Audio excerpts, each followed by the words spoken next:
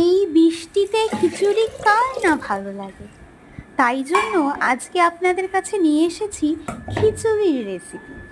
খিচুড়ির জন্য আপনাদেরকে প্রথমেই চাল, ডাল, যেই ডাল আপনারা দিতে চান সেগুলো ভালো করে ধুয়ে নিতে হবে।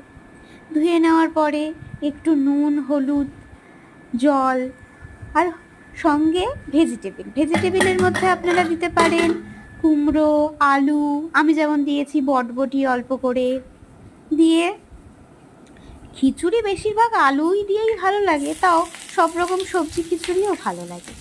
দিয়ে প্রেসার কুকারে 3টে কি 4টে সিটি মেরে নিতে হবে। তারপরে আস্তে করে এদিকে আমি আগে থেকেই রেডি করে রাখলাম খিচুড়ির সম্বারটা। সেখানে দিয়েছি 5 ফোড়ন, একটা শুকনো লঙ্কা আর একটু আদা। ওটাকে ভালো করে ভাজতে হবে, যেন ওটা সত্যি কালো হয়ে যায় দেখতে। ভালো করে না ভাজলে কিন্তু হবে না, তাহলে আপনারা খিচুড়ির স্বাদ কিছুই পাবেন না। আর এখানে আমি আগে থেকে আরেকটু বলে রাখি, এখানটাতে দিতে হবে আপনাদের একটু ভাজা জিরে খিচুড়ি নামানোর আগে, তাহলে খুবই সুন্দর সেন্টটা হবে।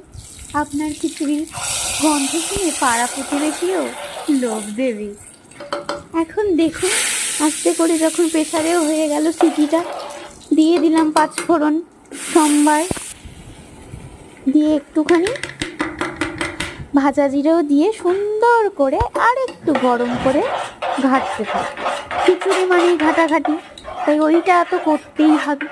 দিয়ে ঘাটাঘাটি করে রেডি আমাদের সুন্দর বৃষ্টির দিনে খিচুড়ি।